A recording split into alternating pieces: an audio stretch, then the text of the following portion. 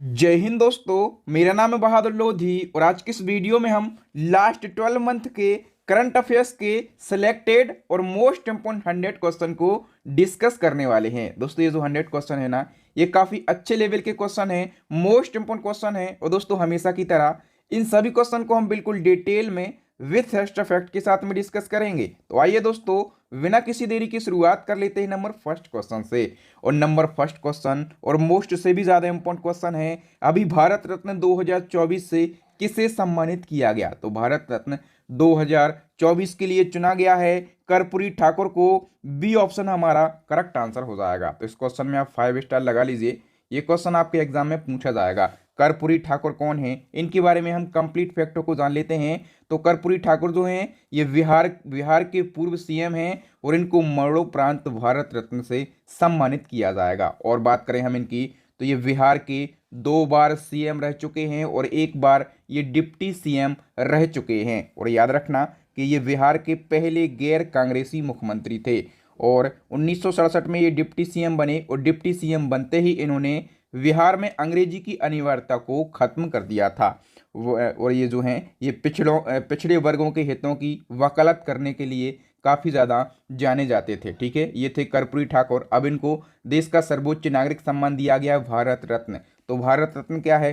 भारत का सर्वोच्च नागरिक सम्मान है। ठीक है, और ये जो सम्मान है ये असाधारण राष्ट्रीय सेवा के लिए दिया जाता है। इसकी शुरुआत हुई थी 1954 में और पहली बार भारत रत्न जो है ये राधा कृष्णन सर्वपल्ली को दिया गया था 1954 में। और पूछा जाए कि प्रथम भारत रत्न विजेता महिला कौन है, तो आप कहेंगे इंदिरा गांधी। इनको 1971 में भारत रत्न दिया गया था। तो ये सारे फैक्ट याद रखना है। इन फैक्टों में से एक क्वेश्चन आपके एग्जाम में जरूर पूछा जाएगा। एक और इम्पोर्टेंट क्वेश्चन है, अयोध्या में रामलला की प्राण प्रतिष्ठा किस तारीख को की गई? तो बच्चा बच्चा जानता होगा, ये की गई 22 जनवरी 2024 को। और किसके द्वारा? तो नरेंद्र मोदी जी के द्वारा ये की गई। ठीक है, या फिर ये पूछा जाए कि उद्घाटन किसके द्वारा किया गया राम मंदिर का, तो आप कहेंगे पीएम नरेंद्र मोदी जी के द्वारा। ठीक है, अब कुछ फैक्ट हैं, महत्वपूर्ण फैक्ट हैं, क्वेश्चन यहीं से बनेगा। तो सबसे पहले आपसे क्वेश्चन ये पूछा जाएगा कि प्राण प्रतिष्ठा कब हुई? मैंने बता दिया 22 जनवरी 2024 को पीएम मोदी जी के द्वारा। और भूमि पूजन कब किया गया था? तो 5 अगस्त 2020 को भूमि पूजन या फिर शिलान्यास किया गया था राम मंदिर का और पीएम मोदी के द्वारा। अच्छा, जो मंदिर बना है उसकी ऊंचाई कितनी है? 161 फीट ऊंचाई है। यहाँ से 2 बातें याद रखना, मंदिर की ऊंचाई पूछी जाएगी, आप कहेंगे 161 फीट है।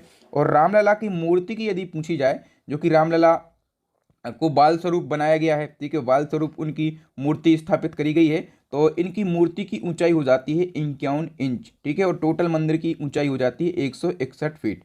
और मंदिर के वास्तुकार यानी कि आर्किटेक्ट पूछे जाएंगे चंद्रकांत सोमपुरा हैं। और रामलला की मूर्ति के मूर्तिकार भी पूछे जाएंगे, तो अरुण योगीराज इनका नाम है।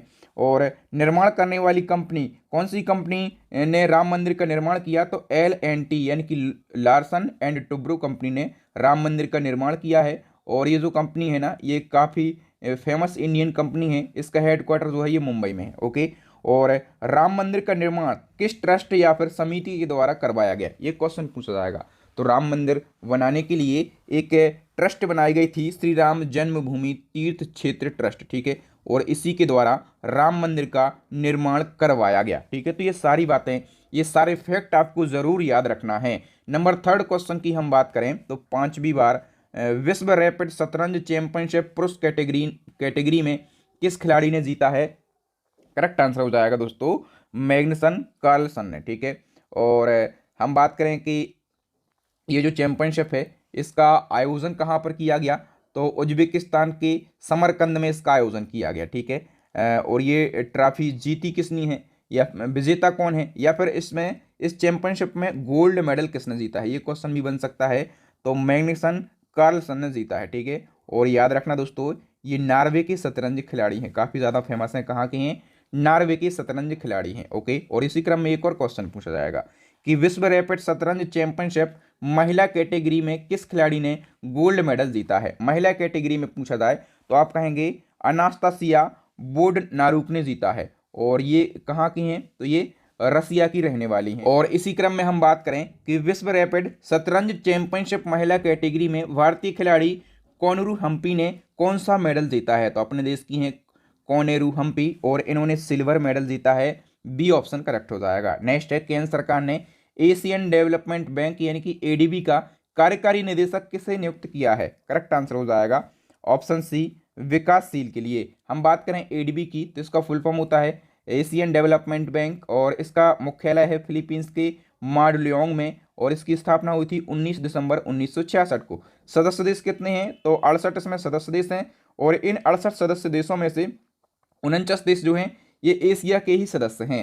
नेक्स्ट क्वेश्चन है, पुस्तक फॉर स्टार्स ऑफ डेस्टिनी किस पूर्व सेना प्रमुख की आत्मकथा है? तो ये जो पुस्तक है फॉर स्टार्स ऑफ डेस्टिनी ये आत्मकथा है जनरल मनोज मुकुंद नरवणे की। तो बी ऑप्शन हमारा करेक्ट आंसर हो जाएगा। नेक्स्ट वन की बात करें तो फ्रांस के सबसे कम उम्र के युवा और पहले समलैंगिक प्रधानमंत्री कौन बने हैं? ये भी इंपॉर्टेंट क्वेश्चन है और इसका करेक्ट आंसर हो जाएगा option A, Gabriel Atal.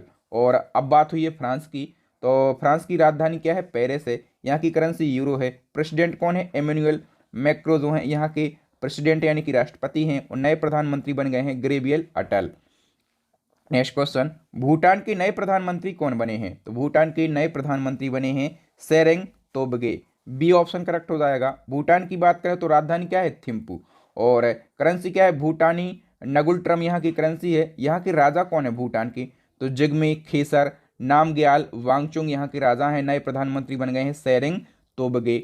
Next question है, किस राज्य का विश्वनाथ घाट गांव 2023 में भारत का सर्वश्रेष्ठ पर्यटन गांव चुना गया? तो भारत का सर्वश्रेष्ठ पर्यटन गांव जो है ये चुना गया है विश्वनाथ घाट गांव के लिए। और ये जो गांव है ये कहाँ का गांव है? ये असम का गांव है और इस गांव को गुप्त काशी के नाम से भी जाना जाता है। ओके, नेक्स्ट क्वेश्चन है, डेनमार्क की महारानी का नाम बताइए जिन्होंने 52 साल तक राज करने के बाद राजगद्दी छोड़ दी है। तो डेनमार्क की महारानी का नाम है मार्गरेट द्वितीय। ठीक है, इन्होंने 52 साल तक राज किया डेनमार्क में और फिर गद्दी अपनी छोड़ दी है। ओके, तो इसी क्रम में एक और क्वेश्चन बनेगा। अब इन्होंने गद्दी तो छोड़ दी है, अब क्वेश्चन ये बनेगा, जनवरी 2024 को डेनमार्क की रानी मार्गरेट द्वितीय के पद छोड़ने के बाद डेनमार्क के नए राजा के रूप में किसे नियुक्त किया गया?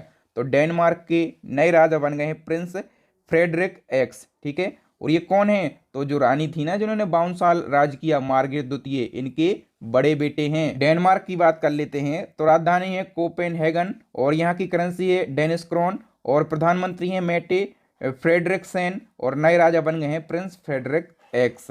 नेक्स्ट वन की बात करें तो पीएम विश्वकर्मा योजना लागू करने वाला पहला केंद्र शासित प्रदेश कौन बन गया? करेक्ट आंसर हो जाएगा option C, Jammu Kashmir. Next question, Bharat सरकार ने 16वें वित्त आयोग का अध्यक्ष किसे नियुक्त किया है? तो 16वें वित्त आयोग के अध्यक्ष बन गए हैं Arvind Panagariya. B option correct हो जाएगा। डिटेल से समझ लेते हैं। तो देखिए, दिसंबर 2023 को केंद्र सरकार ने 16वें वित्त आयोग का गठन किया। ठीक है, और 16वें वित्त आयोग के अध्यक्ष बन गए हैं अरविंद पनगड़िया और इससे पहले 15वें वित्त आयोग के अध्यक्ष कौन? तो एन.के. सिंह हैं। और क्वेश्चन ये हमेशा पूछा जाता है स्टैटिक जीके में कि प्रथम वित्त आयोग के अध्यक्ष कौन थे? तो आप कहेंगे के.सी. नियोगी थे। ठीक है, वित्त आयोग एक संवैधानिक निकाय है और इसका गठन अनुच्छेद 280 के तहत किया जाता है। ये अनुच्छेद भी आपको याद रखना। अच्छा, इसी क्रम में एक और क्वेश्चन बनेगा कि केंद्र सरकार ने 16वें वित्त आयोग का सचिव किसे नियुक्त किया है? अब सचिव यदि पूछा जाए तो आप कहेंगे ऋत्विक रंजनम पांडे को 16वें वित्त आयोग का सचिव बनाया गया है। और दोस्तों मैं आपको बार बार बोलता हूं और एक बार फिर बोलता हूं, यदि आप इसी प्रकार से पूरे साल के करंट अफेयर्स को पढ़ना चाहते हैं, टॉपिक वाइज करंट अफेयर्स को पढ़ना चाहते हैं, मंथली वाइज करंट अफेयर्स को पढ़ना चाहते हैं, करंट अफेयर्स के हर एक महत्वपूर्ण क्वेश्चन को पढ़ना चाहते हैं, तो इसके लिए हमारी करंट अफेयर्स की अपडेट ई बुक लॉन्च हो गई है। इस ई बुक के अंदर एक भी आपको ऐसा क्वेश्चन नहीं मिलेगा जो आपको पढ़कर लगे कि ये क्या मैंने पढ़ लिया। मतलब इस ई बुक के अंदर सारे के सारे क्वेश्चन जो हैं ये सिलेक्टेड और मोस्ट इंपोर्टेंट क्वेश्चन है। ठीक है, तो 50 से ज़्यादा टॉपिक और लगभग 5000 डिटेल क्वेश्चन आपको हमारी इस ई बुक के अंदर देखने के लिए मिल जाएंगे। और हमारी स्टैटिक जीके की रामबाण ई बुक लॉन्च हो गई है। इस ई बुक को भी आप परचेस कर सकते हैं। साइंस की ई बुक भी लॉन्च हो गई है और इन तीनों ई बुक का लिंक आपको वीडियो के डिस्क्रिप्शन बॉक्स में मिल जाएगा। तो फटाफट से अपनी स्टडी को मजबूत करने के लिए, सिलेक्शन लेने के लिए हमारी इन ई बुक को जरूर परचेस कर लीजिए। अब बताइए, इंडियन ओलंपिक एसोसिएशन के नए सीईओ कौन बन गए हैं? करेक्ट आंसर हो जाएगा दोस्तों ऑप्शन ए, रघुराम अय्यर। ठीक है, ए ऑप्शन करेक्ट हो जाएगा। अच्छा, एक और क्वेश्चन पूछा जाएगा कि इंडियन ओलंपिक एसोसिएशन की अध्यक्ष कौन है? यदि अध्यक्ष पूछा जाएगा ना तो आप क्या कहेंगे, पीटी ऊषा जो हैं ये इंडियन ओलंपिक एसोसिएशन की अध्यक्ष हैं। ओके, नेक्स्ट हमारा क्वेश्चन है, वर्ष 2024 में ब्रिक्स के सदस्य देशों की संख्या 5 से बढ़कर कितनी हो गई है? तो ब्रिक्स की संख्या जो है ये 5 से बढ़कर हो गई है 10। वी ऑप्शन हमारा करेक्ट आंसर हो जाएगा। अच्छा, इस क्वेश्चन को डिटेल से समझना पड़ेगा। तो ब्रिक्स की वर्तमान अध्यक्षता कौन कर रहा है? रूस। तो वर्तमान अध्यक्ष ब्रिक्स के रूस के राष्ट्रपति व्लादिमीर पुतिन, और इन्होंने 1 जनवरी 2024 को 5 नए देशों को स्थायी सदस्यता की घोषणा करी है। इसके साथ ब्रिक्स के सदस्य देशों की संख्या 5 से बढ़कर हो गई है 10। ठीक है, 5 नए सदस्य कौन कौन से जुड़े हैं? तो मिस्र, इथोपिया, ईरान, सऊदी अरब और संयुक्त अरब अमीरात ये जुड़े हैं। और पहले से सदस्य देश कितने थे? 5 थे। ब्राज़ील था, रूस था, भारत भी था, चाइना, साउथ अफ्रीका। ठीक है, तो 5 + 5 टोटल कितने हो गए हैं? 10 हो गए हैं। लेकिन घोषणा तो हुई थी कि 6 जुड़ेंगे तो 11 हो जाएंगे, लेकिन 5 क्यों जुड़े ये हम समझ लेते हैं। तो देखिए, एक क्वेश्चन पूछा जाएगा, ब्रिक्स से सहमति मिलने के बावजूद किस देश ने इसका सदस्य बनने से इनकार कर दिया है? तो देखिए दोस्तों, अर्जेंटीना ने इसका सदस्य बनने से इनकार कर दिया है।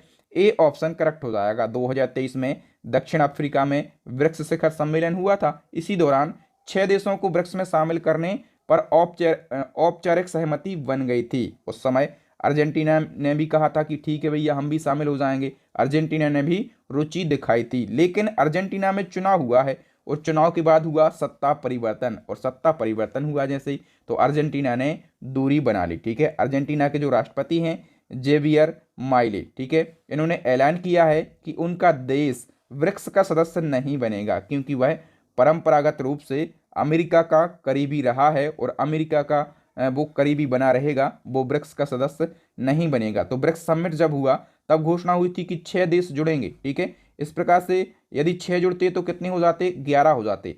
लेकिन अभी कितने जुड़े हैं? तो 5 सदस्य देशों ने स्थायी सदस्यता ली है। तो ब्रिक्स में सदस्य देशों की संख्या हो गई है 10। ये आपको याद रखना है। 5 नए कौन कौन से सदस्य जुड़े हैं वो मैं आपको बता चुका हूं। ठीक है, तो इनका नाम आपको जरूर याद रखना है। नेक्स्ट क्वेश्चन है, यूपी सरकार ने किस उम्र की महिलाओं को बसों में मुफ्त यात्रा की सुविधा दी है? करेक्ट आंसर हो जाएगा 60 वर्ष से अधिक उम्र की महिलाओं को। नेक्स्ट क्वेश्चन है, किस राज्य सरकार ने विद्यालयों में कमजोर छात्रों के लिए मिशन दक्ष शुरू किया है? तो ये किसने शुरू किया है? बिहार सरकार ने। सी ऑप्शन करेक्ट हो जाएगा। डिटेल की बात कर लेते हैं तो बिहार राज्य सरकार ने विद्यालयों में कमजोर छात्रों के लिए मिशन दक्ष शुरू किया है। इसके तहत क्या होगा? तो प्रत्येक शिक्षक कक्षा 3 से लगाकर 8 तक 5-5 बच्चों को चिन्हित करेगा और विद्यालय की गतिविधि समाप्त होने के बाद उनको पढ़ाएगा। ठीक है, बिहार की बात करें, राजधानी पटना है, यहाँ के सीएम नीतीश कुमार हैं, गवर्नर हैं राजेंद्र अर्लेकर। नेक्स्ट क्वेश्चन है, किस स्पेस एजेंसी ने चंद्रमा की मिट्टी से ऑक्सीजन निकालने का सफल प्रयोग किया है?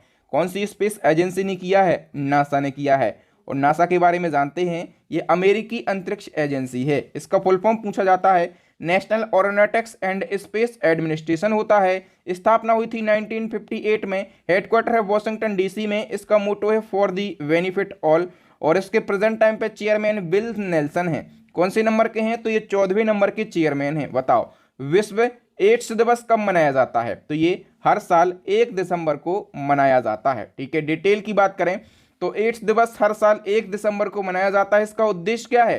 तो एड्स के प्रति लोगों को जागरूक करना, जिससे लोग इस खतरनाक बीमारी के संक्रमण से बच सकें। और ये जो दिवस है पहली बार 1988 में मनाया गया था। एड्स का फुल फॉर्म पूछा जाता है एक्वायर्ड इम्यूनो डेफिशिएंसी सिंड्रोम होता है। और एड्स किस वायरस से होता है? HIV वायरस से होता है। ठीक है, HIV वायरस का भी फुल फॉर्म पूछा जाता है तो ह्यूमन इम्यूनो डिफिशियंसी वायरस इसका फुल फॉर्म होता है। ठीक है, और 2023 की थीम रही है समुदायों को नेतृत्व करने दें। नेक्स्ट क्वेश्चन है, UN क्लाइमेट चेंज कॉन्फ्रेंस 28, इसको शॉर्ट में COP 28 कहा जाता है। ठीक है, तो COP 28 कहाँ आयोजित किया गया है? करेक्ट आंसर हो जाएगा दुबई में। डी ऑप्शन करेक्ट हो जाएगा। ये इंपॉर्टेंट है, डिटेल की बात कर लेते हैं तो UN क्लाइमेट चेंज कॉन्फ्रेंस 28 इसका आयोजन UAE के दुबई शहर में किया गया। ठीक है, और अच्छा हम बात करें कि ये कोप होता क्या है। सबसे पहले कोप का full form conference of parties इसका फुल फॉर्म होता है।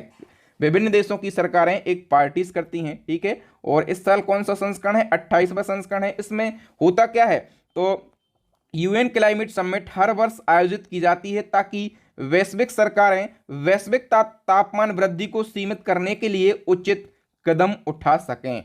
नेक्स्ट क्वेश्चन है हमारा, हॉकी टूर्नामेंट सुल्तान जोहर कप 2023 किसने जीता है। सुल्तान जोहर कप 2023 जीता है जर्मनी ने, ठीक है। और किसको हराया है, ऑस्ट्रेलिया को पेनल्टी शूटआउट में 3-1 से हराया है। और हम बात करें कि इस कप का आयोजन कहां पर किया गया, तो मलेशिया के कुआलालंपुर में इसका आयोजन किया गया। नेक्स्ट क्वेश्चन है, नवंबर 2023 में जारी FIH रैंकिंग में भारतीय महिला हॉकी टीम किस स्थान पर रहा है। तो भारतीय महिला हॉकी टीम की हम बात करेंगे सर, तो ये रही है 6वें स्थान पर, ठीक है।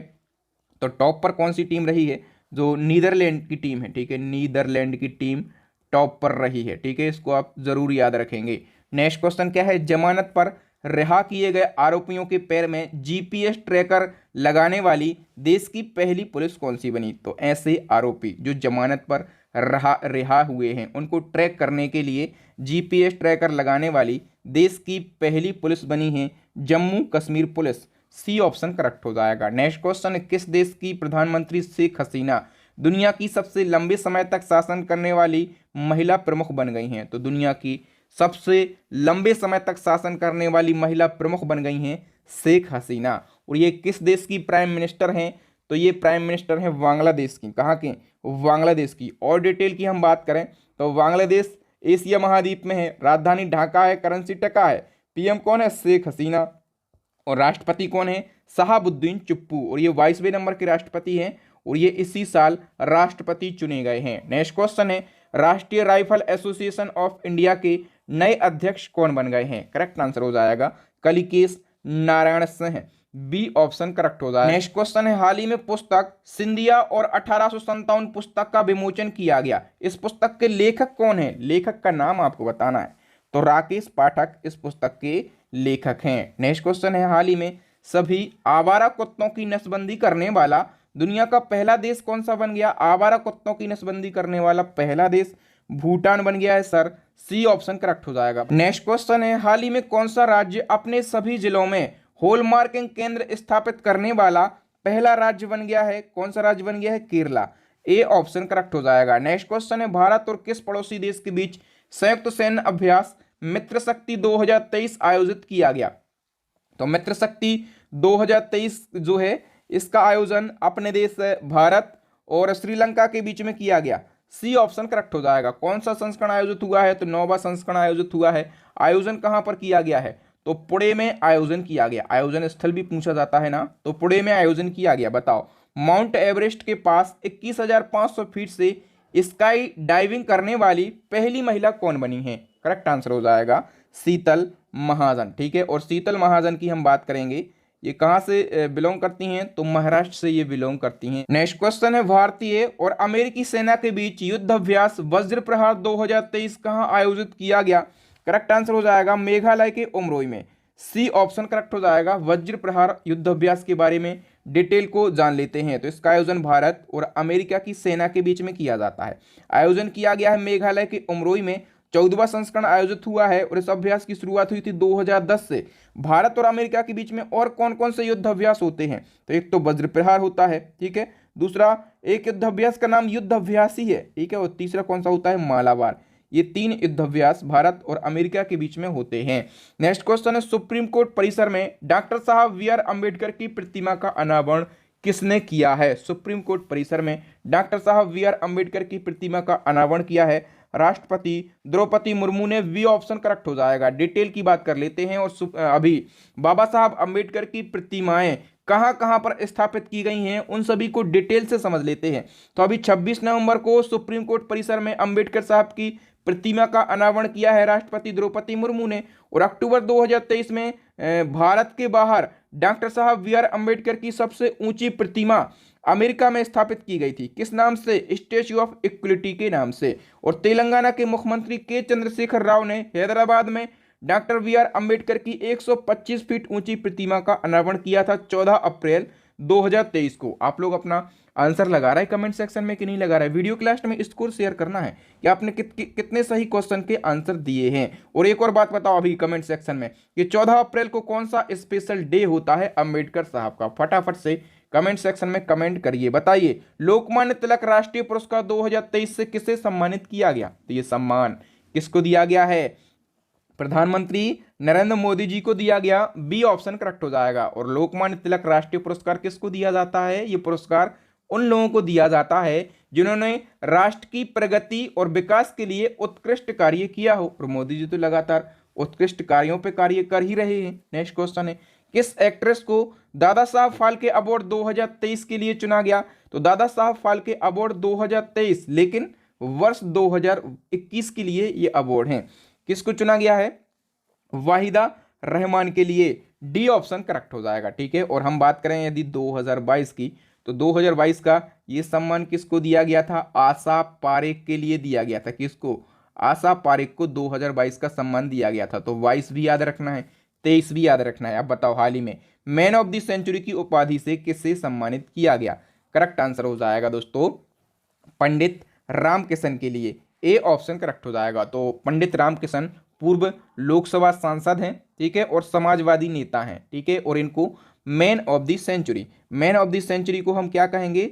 शताब्दी पुरुष, ठीक है। तो इनको शताब्दी पुरुष की उपाधि से सम्मानित किया गया है। नेक्स्ट क्वेश्चन हाल ही में प्रधानमंत्री नरेंद्र मोदी ने किस केंद्र शासित प्रदेश में नमो चिकित्सा शिक्षा एवं अनुसंधान संस्थान का उद्घाटन किया है? कहां पर किया? करेक्ट आंसर हो जाएगा दोस्तों दमन और दीव एवं दादर और नगर हवेली में। सी ऑप्शन करेक्ट हो जाएगा। नेक्स्ट क्वेश्चन है लता दीननाथ मंगेशकर पुरस्कार 2023 के लिए किसे चुना गया? आप क्वेश्चन का लेवल देख के ही समझ पा रहे होंगे कि क्वेश्चन कितने ज्यादा इंपॉर्टेंट हैं। और आपको अपने बहादुर सर की मेहनत यदि अच्छी लग रही हो ना, वीडियो की क्वालिटी, कंटेंट की क्वालिटी अच्छी लग रही हो ना, तो वीडियो को अभी के अभी लाइक कर दीजिए। अपने दोस्तों के साथ, भाई बहनों के साथ इस वीडियो को जरूर शेयर कर दीजिए ताकि उनको भी इस वीडियो का फायदा मिल सके। तो ये जो अवार्ड है ना, लता दीननाथ मंगेशकर अवार्ड, ये आशा भोसले के लिए दिया गया है। सी ऑप्शन करेक्ट हो जाएगा। अवार्ड इंपॉर्टेंट है। इस अवार्ड की शुरुआत 2022 में हुई थी, ठीक है। और पहली बार ये अवार्ड दिया गया था प्रधानमंत्री नरेंद्र मोदी जी को, ठीक है। और ये पुरस्कार किसको दिया जाता है? तो किसी ऐसे व्यक्ति को प्रदान किया जाता है जिसने राष्ट्र और उसके लोगों और समाज के प्रति महत्वपूर्ण योगदान दिया हो, ठीक है। ये अवार्ड मंगेशकर परिवार और ट्रस्ट के द्वारा दिया जाता है। लता दीननाथ मंगेशकर पुरस्कार 2023 गायिका आशा भोसले को दिया गया। आशा भोसले कौन है? तो लता मंगेशकर की छोटी बहन है। 2023 लेकिन 2022 मैंने बताया कि पीएम नरेंद्र मोदी को 2022 का अवार्ड दिया गया था। अब बताओ हाल ही में 33वां व्यास सम्मान 2023 किससे दिया गया है? करेक्ट आंसर हो जाएगा पुष्पा भारती के लिए। ए ऑप्शन करेक्ट हो जाएगा। हम डिटेल की बात करें तो दिसंबर 2023 को हिंदी की प्रसिद्ध लेखिका पुष्पा भारती को 33वें व्यास सम्मान 2023 से सम्मानित करने की घोषणा की गई। और इनको ये सम्मान उनके संस्मरण यादें और यादें के लिए दिया जाएगा। लेकिन हम बात करें 32वां व्यास सम्मान 2022 तो हिंदी साहित्य के प्रसिद्ध लेखक डॉक्टर ज्ञान चतुर्वेदी को दिया गया। और इनके उपन्यास पागल खाना के लिए दिया गया। ये जो व्यास सम्मान है ना 1991 से दिया जा रहा है और के बिरला फाउंडेशन के द्वारा दिया जाता है। और ये व्यास सम्मान 10 वर्ष की अवधि में प्रकाशित किसी भी भारतीय नागरिक को हिंदी की एक उत्कृष्ट साहित्यिक कृति के लिए दिया जाता है। पहली बार व्यास सम्मान दिया गया था रामविलास शर्मा के लिए। इस प्रकार से आपको रिवीजन भी करना है, स्टैटिक जीके भी आपका यहाँ से कवर होता जाता है, ठीक है। नेक्स्ट क्वेश्चन बुकर पुरस्कार 2023 पॉल लिंच को दिया गया। इनका संबंध किस देश से है? तो याद रखना बुकर पुरस्कार विजेता 2023 कौन है? Paul lynch. और ये किस देश के हैं? आयरलैंड से इनका संबंध है। वी ऑप्शन करेक्ट हो जाएगा। बता डिटेल की बात करें तो बुकर पुरस्कार 2023 पॉल लिंच को दिया गया और इनके उपन्यास पैगंबर सॉन्ग के लिए दिया गया है, ठीक है। किस देश से हैं? आयरलैंड से। 2022 का बुकर पुरस्कार दिया गया था सीहान कर्णा तिलक को और इनके उपन्यास the seven moon of Maali Almeida के लिए दिया गया था और इनका संबंध श्रीलंका देश से है। नेक्स्ट क्वेश्चन की बात करें हाल ही में अंतरराष्ट्रीय बुकर पुरस्कार 2023 हमने पढ़ा बुकर पुरस्कार अलग है, ये अंतरराष्ट्रीय बुकर पुरस्कार है, ठीक है। और ये 2023 में जॉर्जी गोस्पिनरोव के लिए दिया गया है। ए ऑप्शन करेक्ट हो जाएगा। डिटेल की बात करें तो अंतरराष्ट्रीय बुकर पुरस्कार 2023 बुल्गारिया की लेखक जॉर्जी गोस्पिनोव के लिए दिया गया और इनके उपन्यास टाइम शेल्टर के लिए दिया गया। 2022 में ये पुरस्कार अपने देश की गीतांजलि श्री को दिया गया था। ठीक है, ये ज्यादा इंपॉर्टेंट है 2022 वाला। और इनकी पुस्तक रेत का मकबरा के लिए दिया गया था। गीतांजलि श्री अपनी देश की बेटी हैं, इसलिए क्वेश्चन इंपॉर्टेंट है। समुद्र पर देश का सबसे बड़ा पुल कहां पर बनाया जा रहा है? करेक्ट आंसर हो जाएगा दोस्तों ऑप्शन ए, मुंबई में। तो डिटेल की बात कर लेते हैं। समुद्र पर देश का सबसे बड़ा पुल मुंबई में बन रहा है और ये जो पुल है ना, मुंबई ट्रांस हार्बर लिंक के नाम से मशहूर है, जो कि मुंबई को नवी मुंबई से जोड़ने का काम करेगा। इसकी लंबाई 22 किलोमीटर रहेगी। टोटल लंबाई कितनी रहेगी? 22 किलोमीटर। और इसकी आधारशिला मोदी जी ने रख दी थी 2018 में, इसकी आधारशिला रखी गई थी। बताओ, वर्ष 2024 तक दुनिया का सबसे बड़ा धार्मिक स्मारक वैदिक तारामंडल कहाँ बनाया जाएगा? करेक्ट आंसर हो जाएगा मायापुरी में। ठीक है, और ये मायापुरी कहाँ पर है? पश्चिम बंगाल के नदिया जिले में है मायापुरी। नेक्स्ट क्वेश्चन है, पुरातत्वविदों की एक टीम ने मोतियों के सबसे पुराने शहर की खोज कहां पर की है? करेक्ट आंसर हो जाएगा दोस्तों संयुक्त अरब अमीरात में। कहां पर? संयुक्त अरब अमीरात में। सी ऑप्शन करेक्ट हो जाएगा। या फिर हम ये कहें कि मोतियों के सबसे पुराने शहर की खोज कहां पर की गई है, तो संयुक्त अरब अमीरात में की गई। नेक्स्ट क्वेश्चन है, किस सिंधु घाटी स्थल पर भारतीय पुरातत्व सर्वेक्षण ने खुदाई के दौरान 5000 साल पुरानी आभूषण बनाने वाली फैक्ट्री की खोज की है? 5000 साल पुरानी आभूषण बनाने वाली फैक्ट्री की खोज जो है ये सिंधु घाटी स्थल पर करी है। ठीक है, और कहां पर खोज हुई है? तो राखीगढ़। राखीगढ़ कहां पर है? राखीगढ़ी तो ये हरियाणा में है। ठीक है, और राखीगढ़ी किस नदी के किनारे बसा हुआ है? ये क्वेश्चन भी पूछा जाता है। तो घग्गर नदी के किनारे बसा हुआ है और इसकी खोज कब हुई थी? 1969 में हुई थी राखीगढ़ी की खोज। और इसकी खोज करी किसने थी? तो सूरजभान ने। किसने? सूरजभान ने इसकी खोज करी थी। नेक्स्ट वन की हम बात करें तो प्रधानमंत्री नरेंद्र मोदी ने किस राज्य में एशिया की सबसे बड़ी फैक्ट्री का उद्घाटन किया? एशिया की सबसे बड़ी फैक्ट्री का उद्घाटन मोदी जी ने कहां पर किया है? कर्नाटका में। डी ऑप्शन करेक्ट हो जाएगा। ये डिटेल की बात करें, पीएम मोदी जी ने 6 फरवरी 2023 को कर्नाटक के तुमकुरू में हिंदुस्तान एरोनॉटिक्स लिमिटेड के हेलीकॉप्टर मैन्युफैक्चरिंग यूनिट का उद्घाटन किया। और ये फैक्ट्री एशिया की सबसे बड़ी हेलीकॉप्टर फैक्ट्री है। ये फैक्ट्री 615 एकड़ में फैली हुई है। नेक्स्ट क्वेश्चन, एशिया का सबसे बड़ा अंतर्राष्ट्रीय खाद्य और आतिथ्य मेला आहार 2023 कहां आयोजित किया गया? करेक्ट आंसर हो जाएगा दोस्तों नई दिल्ली में। डी ऑप्शन करेक्ट हो जाएगा। तो बताइए, भारत का सबसे गहरा मेट्रो स्टेशन कहां पर बनाया जाएगा? करेक्ट आंसर हो जाएगा दोस्तों ऑप्शन डी, पुणे में। नेक्स्ट क्वेश्चन है, बिहार खादी हस्तशिल्प और हैंडलूम का ब्रांड एम्बेसडर किसे बनाया गया है? करेक्ट आंसर हो जाएगा मैथिली ठाकुर के लिए। मैथिली ठाकुर लोक गायिका और उभरती हुई युवा कलाकार हैं। और इसी क्रम में भारत निर्वाचन आयोग ने प्रसिद्ध लोक गायिका मैथिली ठाकुर को किस राज्य का आइकन बनाया है? तो मैथिली ठाकुर को बिहार चुनाव राज्य का आइकन बनाया गया है। कहाँ का? बिहार का। सी ऑप्शन करेक्ट हो जाएगा। और हम बात करें भारत निर्वाचन आयोग का जो नेशनल आइकन है वो कौन है? नेशनल आइकन वो है अभिनेता राजकुमार राव। कौन है? राजकुमार राव जो हैं भारत निर्वाचन आयोग के नेशनल आइकन हैं। नेक्स्ट क्वेश्चन है, स्टार स्पोर्ट के बिलीव एम्बेसडर कौन बने हैं? करेक्ट आंसर हो जाएगा भारतीय cricketer Rishabh Pant. C option correct हो जाएगा। बताइए, पीएम मोदी ने रामसर स्थलों के संरक्षण के लिए किस योजना को शुरू किया है? रामसर स्थलों के संरक्षण के लिए मोदी जी ने अमृत धरोहर योजना को शुरू किया है। सी ऑप्शन करेक्ट हो जाएगा। नेक्स्ट क्वेश्चन है, केंद्र सरकार ने हाथों और औजारों से काम करने वाले कारीगरों और शिल्पकारों को कौशल प्रशिक्षण और वित्तीय सहायता देने के लिए कौन सी योजना शुरू की है? करेक्ट आंसर हो जाएगा पीएम विश्वकर्मा कौशल सम्मान योजना। नेक्स्ट क्वेश्चन, हाल ही में किसने आयुष्मान भवा अभियान का शुभारंभ किया है? तो आयुष्मान भवा अभियान का शुभारंभ किया है राष्ट्रपति द्रौपदी मुर्मू ने। वी ऑप्शन करेक्ट हो जाएगा। यदि हम बात करें कि इस अभियान का उद्देश्य क्या है, तो आयुष्मान कार्ड प्रदान करना, आभा आईडी उपलब्ध कराना और स्वास्थ्य से जुड़े जितने भी महत्वपूर्ण योजनाएं हैं स्वास्थ्य से जुड़ी हुई सभी के बारे में अवेयर करना इस अभियान का प्रमुख उद्देश्य है। बताओ, हाल ही में आयुष्मान भारत स्वास्थ्य और कल्याण केंद्रों का नाम बदलकर क्या कर दिया गया है? करेक्ट आंसर हो जाएगा ऑप्शन ए, आयुष्मान आरोग्य मंदिर। और इसी क्रम में अभी उधमपुर रेलवे स्टेशन का नाम भी बदला गया और उधमपुर रेलवे स्टेशन का नाम बदलकर शहीद कैप्टन तुषार महाजन रेलवे स्टेशन कर दिया गया है। और इसी क्रम में अभी खेलो इंडिया महिला लीग का नाम भी बदला गया और खेलो इंडिया महिला लीग का नया नाम कर दिया गया है अस्मिता महिला लीग। वी ऑप्शन करेक्ट हो जाएगा। नेक्स्ट क्वेश्चन है, भारत की 84वीं ग्रैंड मास्टर कौन बनी है? तो भारत की 84वीं ग्रैंड मास्टर बन गई हैं आर वैशाली। हम डिटेल की बात करें तो आर वैशाली जो हैं ये ग्रैंड मास्टर का खिताब हासिल करने वाली 84वीं एवं महिलाओं के क्रम में तीसरी महिला बनी है। ठीक है, और आर वैशाली यदि पूछा जाए कि ये कहाँ से बिलोंग करती हैं तो आप कह देंगे कि ये तमिलनाडु से बिलोंग करती हैं।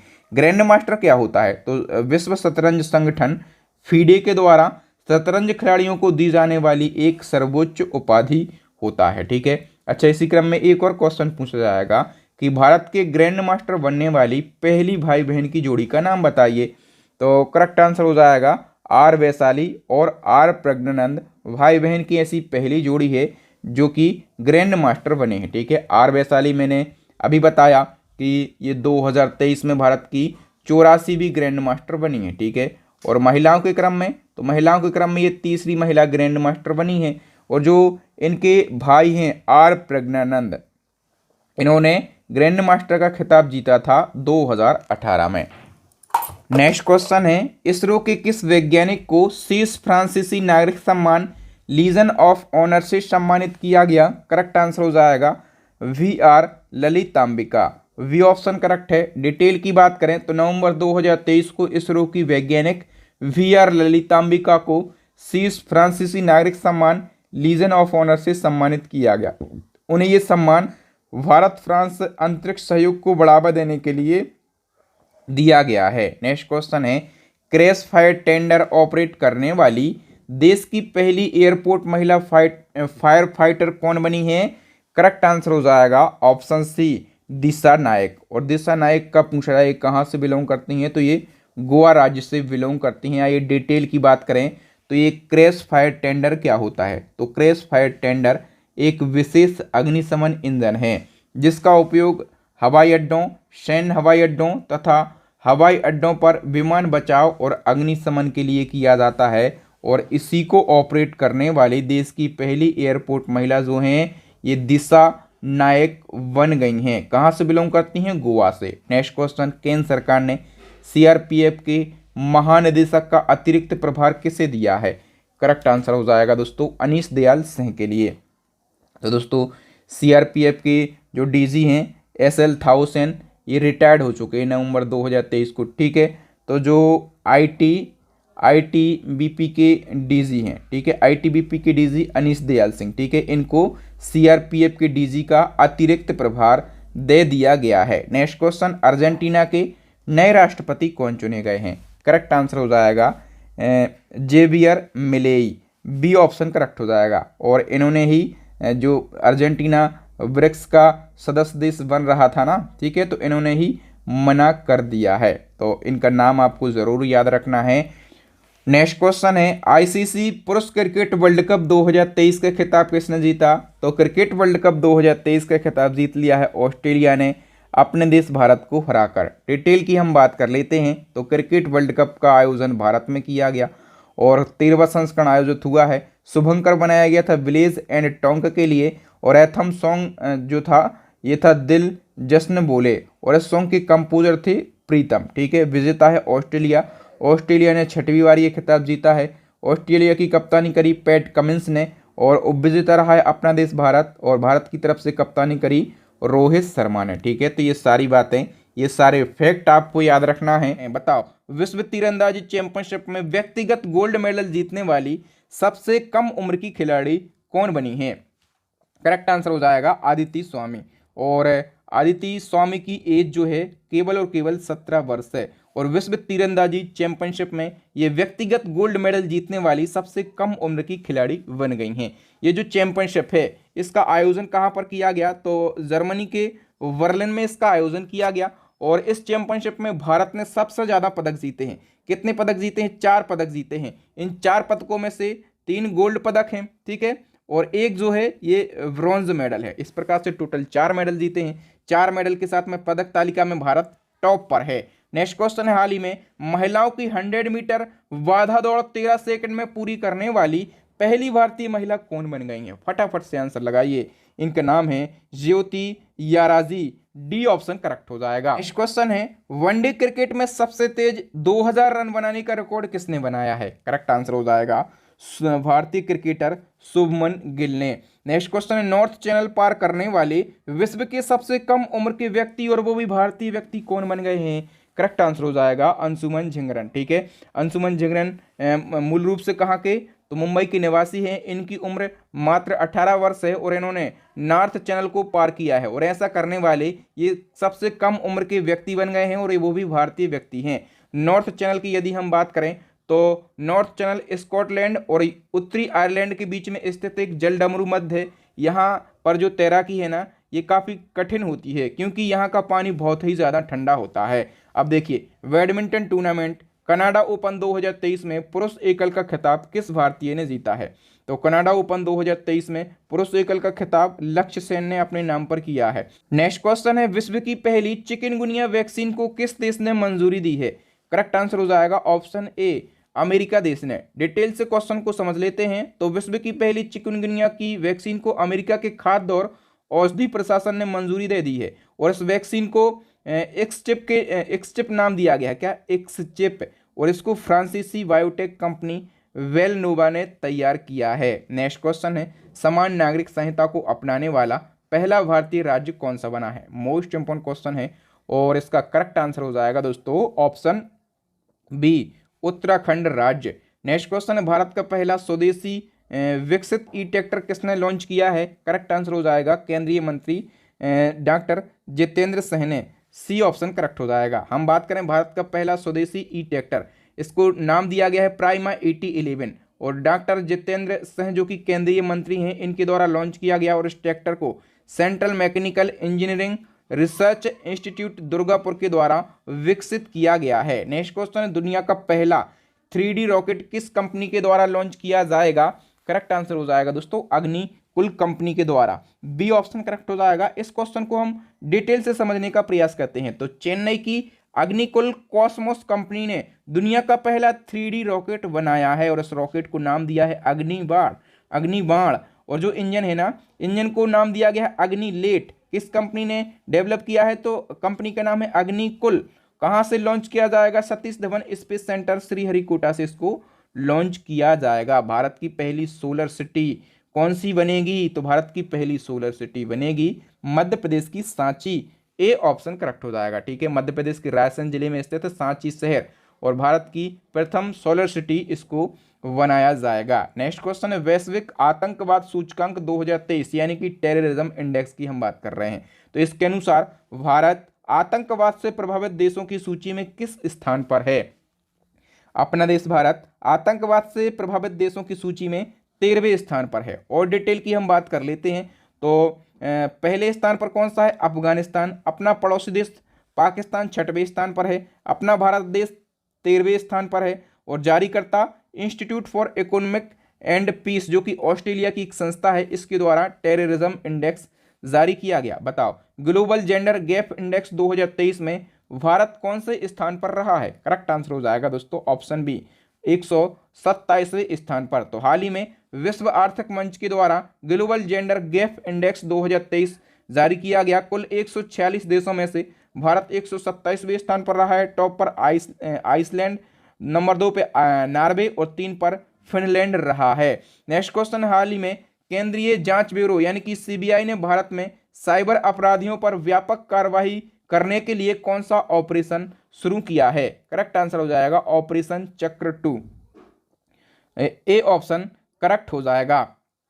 इसी क्रम में नेक्स्ट क्वेश्चन है, तुर्की और सीरिया में आए विनाशकारी भूकंप से पीड़ित लोगों की सहायता के लिए भारतीय सेना ने कौन सा ऑपरेशन चलाया? करेक्ट आंसर हो जाएगा दोस्तों ऑप्शन ए, ऑपरेशन दोस्त। नेक्स्ट क्वेश्चन है, चक्रवात मोचा से प्रभावित म्यांमार की सहायता के लिए भारत ने कौन सा ऑपरेशन शुरू किया? तो चक्रवात मोचा, इसने म्यांमार को प्रभावित किया। ठीक है, और म्यांमार की सहायता के लिए भारत ने ऑपरेशन करुणा अभियान शुरू किया। ए ऑप्शन करेक्ट हो जाएगा। और एक और क्वेश्चन पूछा जाएगा, चक्रवात मोचा आया तो इस चक्रवात का नामकरण मोचा किस देश ने किया? तो यमन देश ने इसका नामकरण किया है? नेक्स्ट क्वेश्चन, आईपीएल 2023 यानी कि इंडियन प्रीमियर लीग का खिताब किस टीम ने जीता है? तो ये जीता है सीएसके यानी कि चेन्नई सुपर किंग टीम ने। आईपीएल से क्वेश्चन बनेगा। तो चेन्नई सुपर किंग ने गुजरात टाइटंस को 5 विकेट से हराकर 5वीं बार आईपीएल का खिताब जीता। सीएसके विजेता है ना, सीएसके, तो इसके कप्तान कौन थे? महेंद्र सिंह धोनी। और विजेता है गुजरात टाइटंस, तो इसके कप्तान हार्दिक पांड्या। आयोजन भारत में ही किया गया, 16वां संस्करण खेला गया। ऑरेंज कैप जो कि मोस्ट रन, सबसे ज्यादा रन बनाने वाले खिलाड़ी को दिया जाता है, तो ऑरेंज कैप का खिताब शुभमन गिल को दिया गया।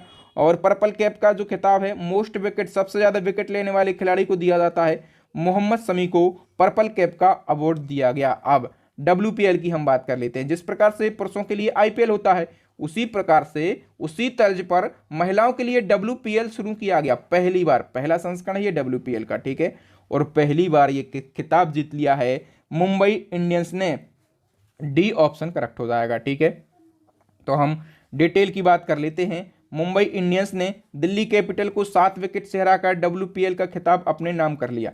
पहली बार खेला गया पहला संस्करण, आयोजन मुंबई में किया गया। टोटल 5 टीमों ने इसमें भाग लिया। ऑरेंज कैप का खिताब मैग लैनिंग को, और पर्पल कैप का खिताब हैली मैथ्यूज को, और प्लेयर ऑफ द टूर्नामेंट का जो खिताब है ये भी हैली मैथ्यूज को ही दिया गया है। इसी क्रम में लीजेंड क्रिकेट लीग होता है। लीजेंड क्रिकेट लीग 2023 का खिताब किसने जीता? ये जो लीग है ना, ये जो क्रिकेटर रिटायर्ड हो जाते हैं उनके लिए होता है, ठीक है। और ये खिताब जीता है एशिया लायंस ने। वी ऑप्शन करेक्ट आंसर हो जाएगा। तो लीजेंड क्रिकेट लीग मैंने बताया ना कि रिटायर्ड क्रिकेटर जो होते हैं उनका T20 क्रिकेट लीग है, ठीक है। और आयोजन कतर की राजधानी दोहा में हुआ है। तीसरा संस्करण खेला गया।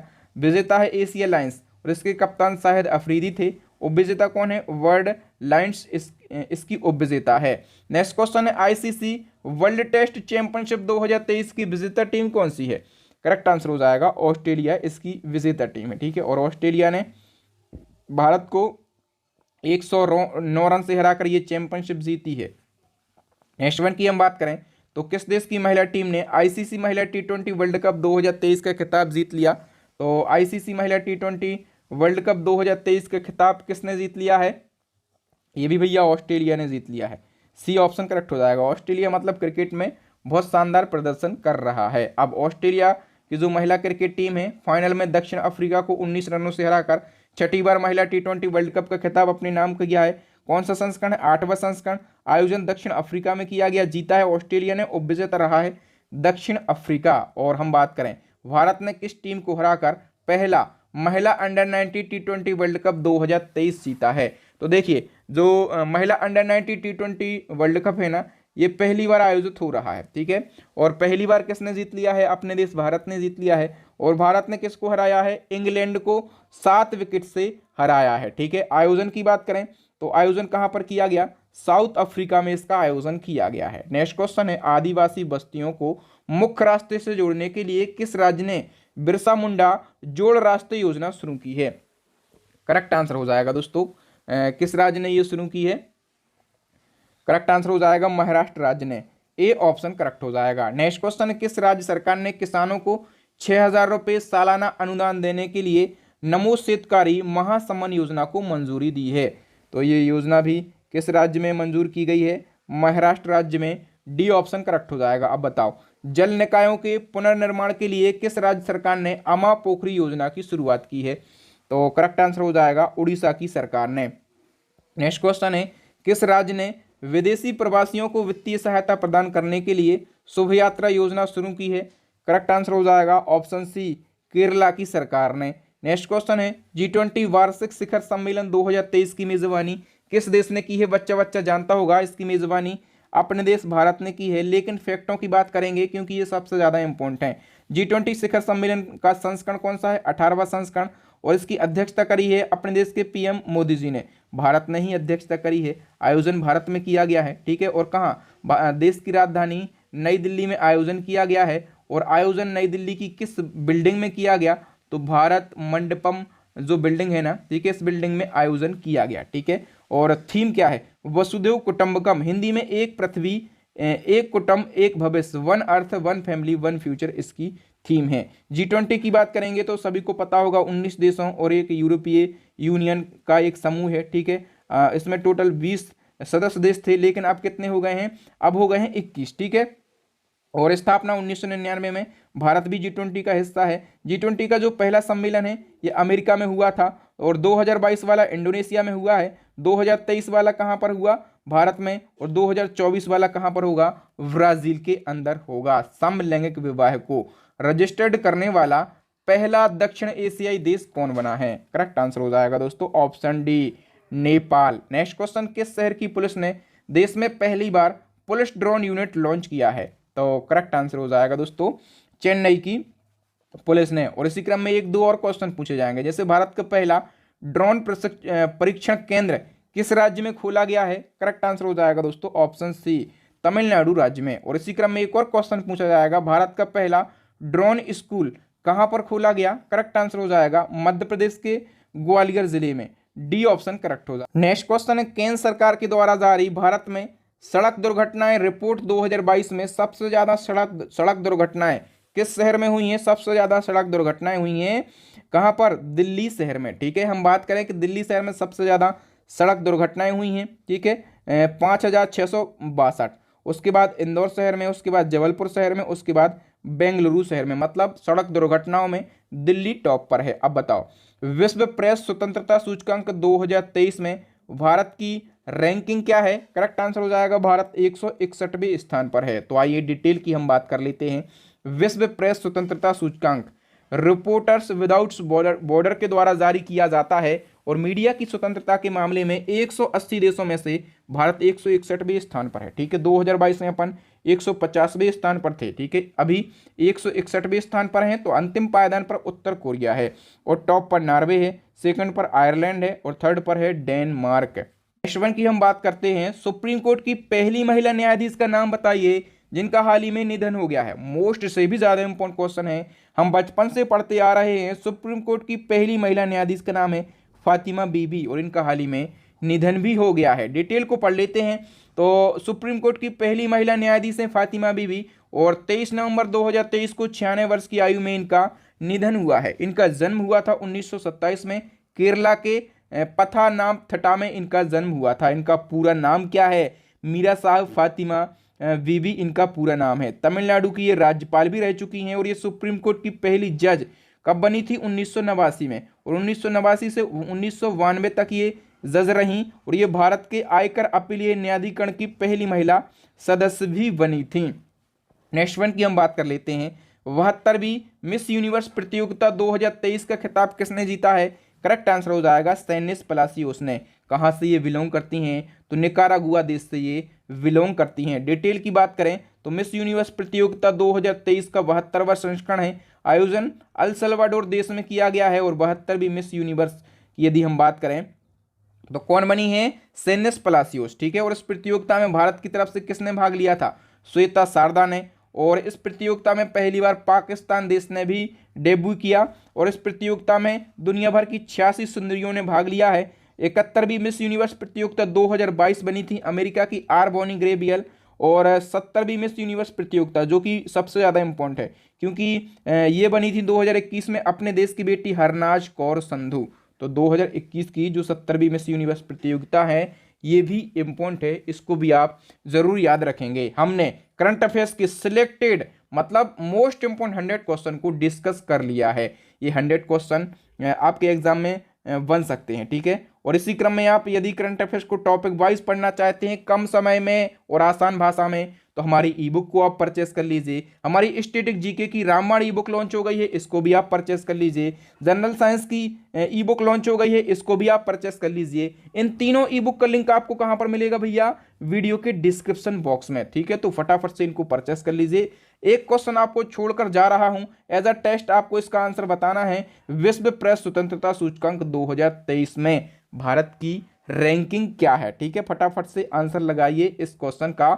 और वीडियो देखने के लिए आप सभी का बहुत बहुत धन्यवाद। वीडियो आपको कैसा लगा कमेंट सेक्शन में कमेंट करके बताएं। वीडियो अच्छा लगा ही होगा तो इस वीडियो को शेयर जरूर कर दीजिए, लाइक कर दीजिए, और नए बच्चों से यही कहूंगा कि सब्सक्राइब कर लो, पैसे नहीं लगते हैं, आपको टाइम टू टाइम और सबसे पहले आपके बहादुर सर का वीडियो मिलता रहे, इसलिए सब्सक्राइब कर लो और बेल आइकन जरूर दबा लो। इसी प्रकार के इंपॉर्टेंट वीडियो देखने के लिए, टॉपिक वाइज वीडियो देखने के लिए प्ले लिस्ट को ज़रूर विजिट करो। और प्ले लिस्ट की लिंक आपको आई बटन में मिलेगी, नीचे आपको डिस्क्रिप्शन में मिलेगी, या फिर अभी आपको स्क्रीन के ऊपर 3 वेरी यूजफुल वीडियो दिख रहे होंगे, इन वीडियोस को जरूर देख लें। बाकी मैं आपको नेक्स्ट वीडियो मिलूंगा, और 1 तारीख को महामैराथन आने वाली है, उसका इंतजार कीजिए। जय हिंद, जय भारत, वंदे मातरम।